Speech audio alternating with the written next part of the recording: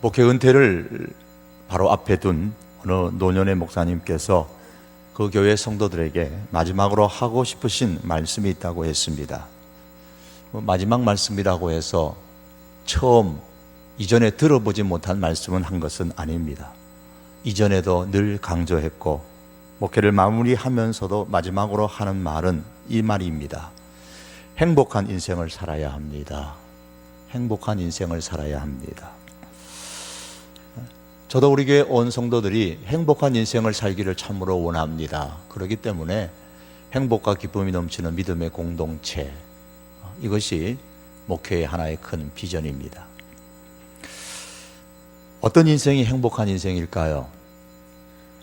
이런 이야기가 있어요. 깊은 산 속에서 나무를 하러 간 나무꾼이 어쩌다가 산신령님을 만나게 됐습니다. 나무꾼이 엎드려서 빌었습니다. 한눈에 봐도 산신령 같았어요. 그래서 소원을 말합니다. 신령님, 저의 소원을 들어주십시오. 그래, 내 소원이 뭐냐? 부자가 되는 것이 저의 꿈입니다. 소원입니다. 그래, 어떻게 부자가 되게 해줄까? 저기 있는 저 돌덩어리만큼, 큰 돌덩어리만큼 저에게 금을 주십시오. 산신령은 손에 든 지팡이를 들면서 그 돌덩어리를 내리쳤습니다. 그러자 그 돌덩어리가 아주 눈부신 황금으로 변했습니다. 나무꾼은 황금으로 변한 금덩어리를 보면서 다시 엎드려서 빌었습니다. 아직 저의 꿈이 이루어지지 않았습니다. 너의 소원이 금덩어리가 아니었더냐? 예, 그랬지요. 그런데 이제는 금덩어리는 필요 없습니다. 산신령님, 그 손에 든 지팡이를 저에게 주십시오. 여러분, 행복한 인생이 되고 싶다면 첫째도 둘째도 셋째도 세상적인 욕심을 다 내려놓아야 합니다. 그러나 만일 욕심을 따라 산다면 마치 바닷물을 마시는 것과 같이 그 욕심의 목마름이 그칠 날이 없게 될 것이고 결코 행복을 경험하지 못하게 될 것입니다. 인간의 행복이라는 것은 겉으로 드러나는 많은 조건들에 있는 것이 아니라 그 내면에 있는 영적인 만족에서부터 시작되어지는 겁니다. 우리 교회가 지향하는 비전처럼 먼저 하나님의 사람으로서 내 영이, 내 영성이 성숙하여지고 예수님의 마음을 가지고 교회와 가족과 이웃을 섬기는 삶을 살고 하나님의 마음으로 선교하는 삶을 살아갈 때에 거기에 하나님께서 주시는 진정한 만족이 있고 행복과 기쁨이 넘치는 인생이 담겨져 있습니다. 바울이라는 사람이 고린도 교회를 개척을 했는데 역시 바울의 마음속에도 고린도 교회 교인들이 예수님을 제대로 믿고 행복하기를 원했습니다. 그런데 고린도 교회 성도들의 믿음이 부패해질까 봐 늘 걱정이에요. 두려움이었습니다. 부패한 음식에서 악취가 나는 것처럼 부패한 신앙에서 악취가 나게 되고 행복한 삶이 될 수가 없잖아요. 바울은 그것이 두려웠던 겁니다. 그래서 고린도전서도 보내고 고린도 후서도 보내고 그뿐만 아니라 그들을 찾아가고 또 찾아가서 권면했습니다. 이렇게 바울은 고린도 교회 성도들의 믿음이 부패하지 않고 정결하고 깨끗하고 진실하기를 기대하면서 열심을 다했습니다. 2절에 보시면 바울은 그러한 자신의 열심을 이렇게 표현을 했습니다. 내가 하나님의 열심으로 너희를 위하여 열심을 내노니 내가 너희를 전결한 처녀로 한 남편인 그리스도께 드리려고 중매함이로다. 여기서 말씀하는 정결한 처녀에서 정결하다라는 말은 믿음에 있어서 정결하다는 말씀이고 믿음으로 드러나는 믿음의 생활에 있어서 정결함을 의미합니다. 그러나 보다 더 핵심적인 의미는 적어도 오늘 본문의 문맥을 통해서 볼 때는 그 믿음의 본질에 있어서 잡석이 섞이지 않는 것을 의미합니다. 그래서 이것을 4절에서는 다른 예수, 다른 영, 다른 복음이라 그런 말씀합니다. 바울이 그들에게 증거해준 그 순수한 예수님, 순수한 영, 순수한 올바른 복음이 아니라 그와 다른 복음, 다른 영, 다른 예수가 섞여진 믿음은 바로 부패한 믿음입니다. 믿음에 잡석이 섞인 것이죠. 하얀 쌀에 돌이 섞이면 어떻게 되죠? 돌을 골라내야 됩니다. 순수한 순금에 불순물이 들어있으면 어떻습니까? 끄집어내야죠. 바울은 고린도 교회 성도들의 믿음에 다른 예수, 다른 영, 다른 복음이 섞인 것을 걱정하고 두려워하면서 이런 잡석이 섞인 믿음을 일컬어 3절에서 부패한 믿음이라고 표현을 합니다. 바울은 고린도 교회 교인들 다른 예수, 다른 영, 다른 복음이 섞인 믿음을 갖게 되는 것을 일컬어 마치 창세기에 나오는 뱀이 하와를 유혹하고 하와가 뱀의 유혹을 받는 것처럼 생각하며 설명을 했습니다. 3절 말씀을 보시겠습니다. 뱀이 그 관계로 하와를 미혹한 것 같이 너희 마음이 그리스도를 향하는 진실함과 깨끗함에서 떠나 부패할까 두려워하노라. 뱀이 하와를 미혹함으로써 하와가 하나님을 향했던 그 진실하고 깨끗한 믿음을 잃어버리고 부패하게 된 것처럼 현대판에 뱀의 유혹을 받아서 부패한 믿음을 가지게 되는 이 고린도 교회 성도들을 바라보면서 안타까워하고 있는 것입니다. 4절의 말씀입니다. 만일 누가 가서 우리가 전파하지 아니한 다른 예수를 전파하거나 혹은 너희가 받지 아니한 다른 영을 받게 하거나 혹은 너희가 받지 아니한 다른 복음을 받게 할 때에는 너희가 잘 용납하는구나. 안타깝게도 고린도 교인들 중에는 하와가 뱀의 유혹을 받은 것처럼 그것을 잘 용납했던 것처럼 지금 이 고린도 교회 교인들이 다른 복음을 들었음에도 다른 예수, 다른 영을 들었음에도 잘 받아들이라는 겁니다. 잘 용납하고 받아들이는 거예요. 한마디로 정결한 믿음에 잡석이 섞이게 된 것입니다. 그 결과로 예수 그리스도의 신부로서의 순결함을 잃어버려 그리스도를 향한 진실함과 깨끗함을 잃어버렸다. 이게 두렵고 안타까웠습니다. 어찌 고린도 교회 교인들 뿐이겠습니까?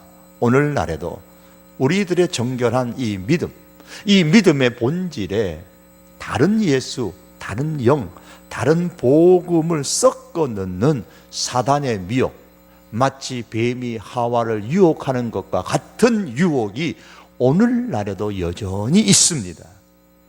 다른 예수를 전파하는 자는 현대판의 뱀이요 다른 영, 다른 복음을 전하는 자도 현대판의 뱀, 즉 사단의 무리들입니다. 고린도 교회 성도들의 믿음을 부패하게 만들었던 이 뱀은 유대인 거짓 교사들이었습니다. 그들 외에도 초대교회에서 대표적으로 다른 예수를 전하고 다른 영으로 다른 복음을 전파하는 집단으로 영지주의자가 있습니다. 오늘날에는 어떨까요? 여러분 많이 들으셨던 구원파는 우리 몇 년 전에 세월호 사건으로 말미암아 세상에 많이 알려졌죠. 이 구원파의 한 부류에 속하는 사람이 아직도 지금 건재하고 있는 박옥수 씨이죠. 그리고 늘 교회에 도전을 주고 있는 지금도 늘 그렇게 왕성하게 퍼져나가는 신천지, 그리고 좀 색다르겠지만 그러나 쉽게 속아 넘어가기 쉬운 하나님의 교회, 이런 등이 모두가 다른 예수, 다른 영, 다른 복음을 전하면서 교회의 성도들을 미혹하고 있는 현실입니다. 구원파나 신천지에 관한 말씀들은 여기저기에서 우리가 많이 들을 수 있는 기회가 있었고 들었을 겁니다.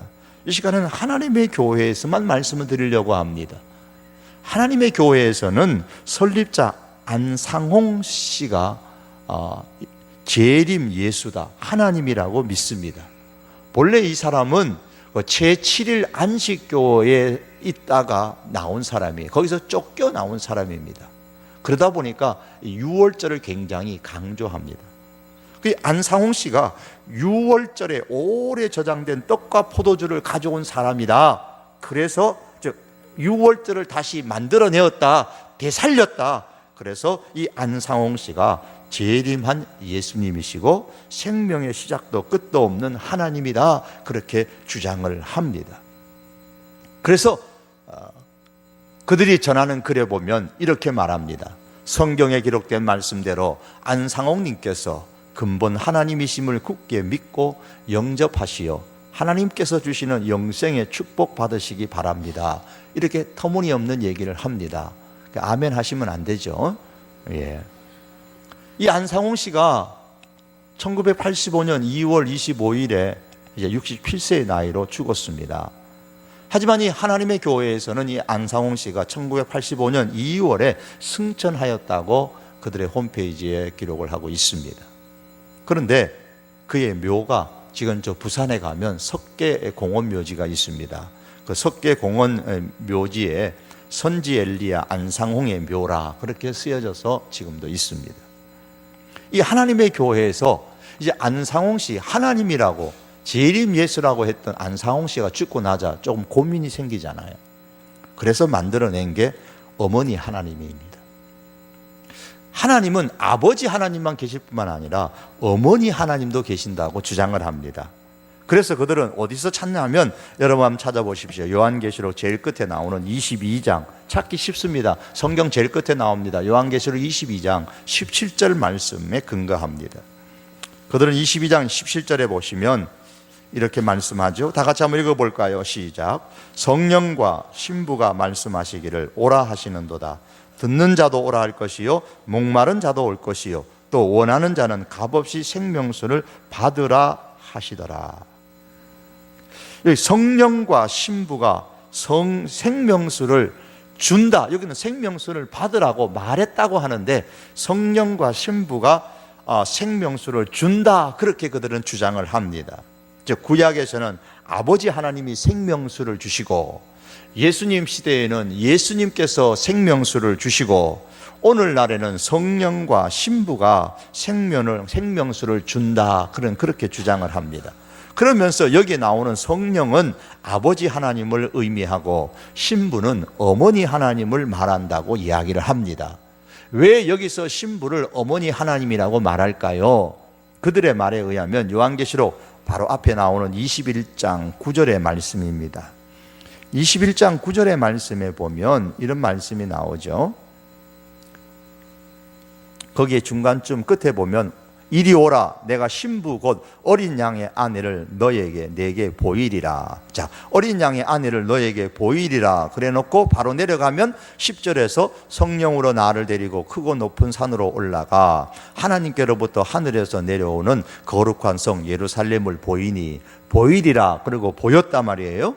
그러니까 9절의 말씀에서 신부 어린 양의 아내를 보인다 그랬을 때에 여기서 그러면 어린 양의 아내가 누구냐라는 거죠. 10절에 하늘에서 내려온 거룩한 성 예루살렘이라고 했기 때문에 거룩한 성 예루살렘이 어린 양의 신부다, 그들은 그렇게 주장을 합니다. 그리고 이 하늘에서 내려온 거룩한 성 예루살렘이 어린 양의 신부이니까 요한계시록 22장 17절에 말하는 신부는 곧 어머니 하나님이다, 그렇게 해석을 합니다. 그래서 그들은 말하기를 우리는 어머니 하나님을 믿는다고 주장을 하고 세상에서 하나님을 믿는 종교 가운데서 어머니 하나님, 아버지 하나님을 둘 다 믿는 종교는 우리밖에 없다, 그러면서 여기에만 진정한 구원이 있다고 그들은 주장을 합니다. 그럼 과연 요한계시록 22장 17절에 나오는 신부가 하나님의 교회에서 주장하는 것처럼 어머니 하나님일까라는 퀘션 마크입니다. 성경을 좀 더 다시 봐야죠. 요한계시록 21장 9절, 그들이 주장하는 9절의 말씀에서 내가 신부 곧 어린 양의 아내를 너에게 보이리라는 이 말씀에서 신부가 어린 양의 아내라는 것은 문맥에 통해서 맞지요. 그러면 어린 양은 누구이고 어린 양의 아내는 누굽니까? 어린 양의 아내는 말씀처럼 그 다음에 10절에 나오는 하나님으로부터 하늘에서 내려오는 거룩한 성 예루살렘, 예, 맞습니다. 그들도 그렇게 얘기를 합니다. 그 어린 양의 아내는 하늘에서 내려오는 거룩한 성 예루살렘입니다. 그러면 하늘에서 내려온 이 거룩한 성 예루살렘이 무엇을 의미하느냐, 이게 중요합니다. 이게 어린 양의 아내라 그랬는데, 먼저 어린 양은 성경에서 하나님을 의미하지 않고 예수님을 의미합니다. 요한복음 1장 29절에 이튿날 요한이 예수께서 자기에게 나오심을 보고 이르되 보라, 세상 죄를 지고 가는 하나님의 어린 양이로다 그랬습니다. 하나님의 어린 양. 세례 요한은 예수님을 일컬어서 어린 양이라고 했습니다. 요한계시록 7장 14절에 보면 어린 양의 피에 그 옷을 씻어 희게 하였느니라 라는 말씀이 나오는데, 성경에서 피를 흘린 존재는 하나님이라 말씀하지 아니하고 다 예수님이라고 말씀합니다. 따라서 어린 양의 피는 예수님의 십자가의 피를 의미하고, 예수님의 십자가의 피로 옷을 씻어 희게 하였다라는 말은 십자가에 흘리신 예수님의 보혈, 그 믿는 사람, 즉 예수님의 구속의 대속의 그 죽으심을 믿는 사람이 구원을 받는다라는 말씀입니다. 결국 어린 양은 성경에서 예수님을 의미합니다. 그럼 어린 양의 아내는 누구입니까? 어린 양의 아내가 예수님이면, 어린 양이 예수님이면 어린 양의 아내는 예수님의 아내가 되어야 되지, 어머니 하나님이 될 수가 없겠죠. 어린 양의 아내는 하나님의 교회에서 주장하는 것처럼 하늘에서 내려오는 거룩한 성 예루살렘은 맞습니다만은, 하늘에서 내려오는 거룩한 성 예루살렘이 어린 양의 아내라면 그 말이 이제 성립이, 국어 낱말적으로 성립이 안 되는 겁니다. 어린 양이 예수 그리스도이므로, 다시 오늘 본문으로만 돌아와서 2절에 보시면 바울은 고린도 교회 성도들을 뭐라고 부르고 있습니까? 정결한 처녀다, 그렇게 말씀하죠. 오늘 다시 본문 11장 2절에 내가 하나님의 열심으로 너희를 위하여 열심을 내노니 내가 너희를 정결한 처녀로, 내가 너희를 정결한 처녀, 이 너희가 누구냐면 고린도 교회 교인들이란 말입니다. 성도들입니다. 성도들을 일컬어서 정결한 처녀라 그랬습니다. 그리고 그 다음에 보면 예수 그리스도를 누구라고 했습니까? 한 남편인 그리스도께 드리려고. 그래서 정결한 처녀는 고린도 교회 성도들 혹은 고린도 교회를 의미하고, 정결한 처녀의 남편은 예수 그리스도를 의미합니다. 성경 전체적으로도 이것이 일관되는 말씀입니다. 예수님은 남편이요 혹은 신랑으로, 또 우리 성도는, 교회는 아내요 혹은 신부라, 그렇게 표현을 하고 있습니다. 따라서 하늘에서 내려온 거룩한 성 예루살렘은 어머니 하나님이 아니고 구원받은 하나님의 모든 백성, 교회, 성도들을 의미하는 겁니다.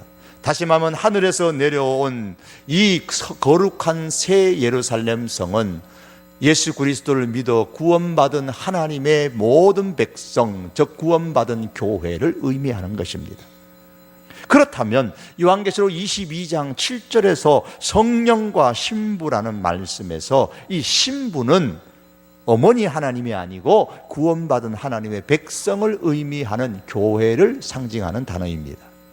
그렇다면 왜 하나님의 교회에서는 22장 10절, 17절에 어머니 성령과 신부라는 말씀에서 성령을 아버지 하나님, 신부를 어머니 하나님으로 억지 해석을 하고 고집을 부리는가라는 겁니다. 물론 성령을 아버지 하나님으로 표현하는 것도 잘못된 것이지만, 더 주된 것은 제가 이 신부에 대한 해석만 했습니다. 그들이 왜 신부를 어머니 하나님으로 억지 해석을 하느냐? 이유가 있습니다. 안상홍 씨가 재림 예수고 하나님이라고 했는데 죽었어요. 그럼 이제 어떻게 해야 됩니까? 따르는 그 집단의 무리들이 방황할 거 아닙니까? 그래서 안상홍 씨가 죽은 이후에 하나님의 교회에서는 안상홍 씨의 아내가 있었는데 장길자 씨입니다. 이분을 하나님의 신부로 공포하였습니다. 그 이후부터 장객자실을 신격화하면서 어린 양의 신부다, 하늘에서 내려온 새 예루살렘이다, 위에 있는 어머니다, 그렇게 주장을 하고 있는 겁니다. 이단들이 이렇게 거짓말하고 자기들이 진짜 하나님의 계시를 받았고 진짜라고 주장하는 것은 여러분 조금도 사실 놀라운 일이 아닙니다. 성경이 사실 그렇게 될 것이라고 말씀하고 있기 때문입니다. 오늘 고린도후서 11장 14절과 15절 말씀을 우리 다 같이 한번 함께 읽어보시겠습니다. 14절 15절입니다. 같이 읽습니다. 이것은 이상한 일이 아니니라. 사탄도 자기를 광명의 천사로 가장하나니 그러므로 사탄의 일꾼들도 자기를 의의 일꾼으로 가장하는 것이 또한 대단한 일이 아니니라. 그들의 마지막은 그 행위대로 되리라. 사탄도 자기를 광명한 천사로 위장한다, 가장한다 그랬습니다. 요즘에 이단들이 앞을 다투어서 천사의 모습으로 가장하기 위하여 내건 하나의 도구가 있습니다. 그게 뭐냐면 현대인들이 참으로 좋아하는 자원봉사입니다. 사회를 향하여 자원봉사를 많이 해요. 그런 면에서 참 우리 교회도 그런 면에서도 뒤지지 말아야 되겠죠. 이 이단들이 자원봉사를 많이 합니다. 앞장서서 천사의 모습을 가장하는 거예요. 신천지가 자원봉사를 통해서 천안시 의회로부터 표창장을 받기도 했었고요. 하나님의 교회는요, 과거에 우리나라에 있었던 아시안 게임이나 아태 장애인 대회나 대구 유니버시아드 대회나 뭐 이런 국제적인 대회에 적극적으로 자원봉사를 전략적으로 많이 해서 인정을 받아가지고 대통령 표창과 훈장을 받기도 하고, 심지어는 근자에는 어떻습니까? 영국 엘리자베스 2세 여왕의 초청을 받아갖고 여왕 자원봉사상을 받기도 했습니다. 야, 그런 거 보면서 와, 사회를 향해서 이 지구의 수많은 사람들을 위해서 정말 좋은 일을 많이 하는구나. 자, 이 단체가 참 좋구나, 진짜구나 가장하는 거예요. 봉사하는 것은 좋지요. 그러나 그 안에 있는 믿음의 본질은 잘못된 겁니다. 다른 영이고 다른 복음이고 다른 예수입니다. 뭐 안 믿는 사람들도 다 봉사는 많이 하시잖아요. 이렇게 대사회 자원봉사를 통해서 이미지를 개선하고 이단의 탈을 천사의 모습으로 위장하고 있는 현실입니다. 사랑하는 성도 여러분, 다른 예수, 다른 복음, 다른 영을 전하는 바울이 살던 시대나 오늘에나 그 형태와 주장하는 사람들이 다를 뿐 이와 같은 일들은 계속 진행되고 있습니다. 바울은 다른 예수, 다른 영, 다른 복음을 너희가 잘 용납하고 받아들이고 있구나. 그래서 그들의 믿음이 부패하게 되어져 가는 그 모습 바라보며 정말 안타까워했습니다. 바울뿐이겠습니까? 우리 하나님께서도 마찬가지입니다. 하나님은 우리들의 믿음이 부패하지 아니하고 정결한 처녀가 신랑과 결혼을 하는 것처럼 잡석이 섞이지 않은 그 믿음으로 예수님을 바로 올바로 믿기를 원하십니다. 그래서 오늘날 교회가 뭐 잘나서 교회 중심으로 신앙생활 하십시오 강조하는 것은 아닙니다. 우리 개혁교회가 늘 주장하는 것이 그것이잖아요. 하나님 중심, 말씀 중심, 교회 중심. 교회 밖에 있는 이단들도 성경에 따라 말씀에 따라 한다 그러면서 자꾸 말씀 강조하니까 여러분, 우리는 교회 중심으로 신앙생활을 하셔야 됩니다. 교회에 때로는 흠이 있고 때로는 도덕적으로 잘못되는 모습들이 안타깝게 나타나지만 그럼에도 불구하고 믿음의 바른 순수한 본질을 지켜나가는, 가르치고 양육하는 교회 중심의 신앙생활을 하셔야 됩니다. 아직까지 저희 교회는 그런 얘기를 들어본 적이 없습니다만은 교회 밖에서 어떤 말씀을 배우려고 할 때는 교회에 먼저 보고를 하고 나가시는 게 좋습니다. 그게 신앙을 바로 지키도록, 다른 복음, 다른 예수, 다른 영이 섞여 들어가지 않도록 하기 위한 하나의 조치가 되는 겁니다. 교회 안에서 교회가 알지 못하는 어떤 성경 공부가 혹 있다면, 아직까지 우리 교회는 그런 것이 없는 줄 압니다만, 그런 것이 있다면은 우리는 이런 모임을 해서 이런 공부를 합니다. 말씀 공부를 합니다. 이렇게 당회 또 교육자들에게 얘기하고 하는 것이 건전한 우리 바른 신앙을 지켜나가는 방법입니다. 여러분, 나는 남편 대신 예수님의 신부로서 그 진실함과 깨끗함을 잃지 않는지 살펴보십시다. 나의 믿음에는 다른 복음, 다른 예수, 다른 영이 전하는 그런 잡석이 섞이지 않았는지, 불순물이 섞이지 않았는지, 다른 이단들의 가르침이나 주장들이 섞이지 않았는지를 우리가 살펴봐야 합니다. 그래서 잘못된 이단들의 다른 예수, 다른 복음, 다른 영이 전해준 이러한 불순물들이 있다면 우리는 그것들을 끄집어내어야 되고, 성경과 성경이 말씀하는 바른 영의 인도를 받아서 바른 예수, 바른 복음을 믿는 우리 하나님의 신실한 정결한 신부와 같은 그런 성도들이 다 될 수 있기를 바랍니다.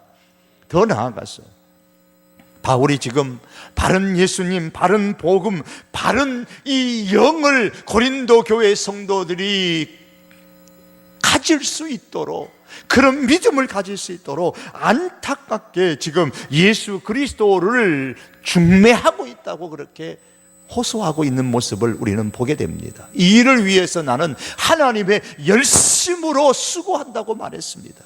이전의 말씀처럼 내가 하나님의 열심으로 너희를 위하여 열심 내노니 내가 너희를 정결한 처녀로 한 남편인 그리스도께 드리려고 중매함이로다. 바울은 복음을 전하여서 바른 예수님을 믿게 하는 것을 중매하는 것과 같다고 표현을 했습니다. 전도하는 것 중에서 아주 힘든 전도가 배우자를 전도하는 것이 아닐까 싶습니다. 어느 한 여지사님이 자기 남편에게 예수님 믿고 함께 천국 가자고 하면서 나와 같이 교회 가자 그랬어요. 그랬더니 남편이 한마디로 딱 잘라 얘기합니다. 지금도 당신하고 사는 게 지겨운데 죽어서도 당신하고 같이 살자고? 내가 미쳤어? 나 교회 안 가. 이 아내의 가슴에다가 대못을 박은 이 남편의 말에도 불구하고 꾹 참았습니다. 그리고 어느 날 이 아내 지사님이 성경을 읽다 말고 남편에게 뛰어갔습니다. 여보, 당신 걱정할 필요 없어. 교회 가도 걱정할 필요 없어. 여기 성경에 보니까 부활 때는 장가도 안 가고 시집도 안 가고 하늘에 있는 천사들과 같다고 찌어 있으니까, 그러니까 당신 교회 가고 예수님 믿고 천국 가도 저랑 같이 안 살아도 돼. 천국 가서 다른 예쁜 여자 천사들하고 같이 놀면 좋잖아. 그러니까 교회 가자. 여러분, 이 여지사님의 다른 말 다 잊어버리시고 그 지사님의 마음의 중심을 아시겠죠. 남편을 어떻게 하든지 교회로 데리고 가려는 그 열심은 우리가 기억해야 됩니다. 바울이 말합니다.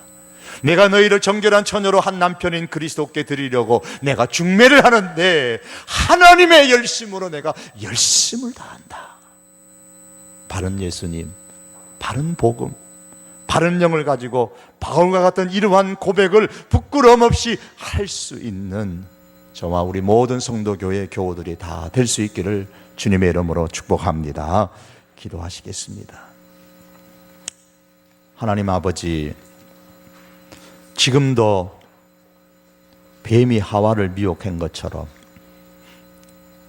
바울이 세웠던 고린도 교회에 거짓된 것들이 들어와서 그들에게 다른 예수, 다른 영, 다른 복음을 가지고 미혹했던 것처럼 오늘날에도 하나님 끊임없이 우리 사방에서 잘못된 다른 예수, 다른 영, 다른 복음을 전하는 사람들이 있고, 또한 그것을 쉽게 용납하는 사람들, 그래서 받아들이는 사람이 있는 이 시대에 아버지, 우리 성도교회 온 교우들 믿음의 정신을 바짝 차려서 우리의 믿음에 이 본질에 다른 믿음의 불순물들이 섞이지 않게 하여 주시옵소서. 다른 예수, 다른 영, 다른 복음의 불순물들은 다 제거되어지고 오직 참된 예수님, 참된 영, 참된 이 복음 가운데 믿음 생활하는 저희들 되게 하여 주시옵시고, 이 믿음 가지고 우리가 살아갈 뿐만 아니라 하나님의 열심으로 저희들 또한 열심히 주의 복음 전하며 살아가는 하나님의 사람들 되게 하여 주시옵소서. 이를 통하여 우리의 인생이 하나님께서 주시는 행복으로 가득 찬 인생이 되게 하옵소서. 예수님의 이름으로 기도하옵나이다. 아멘.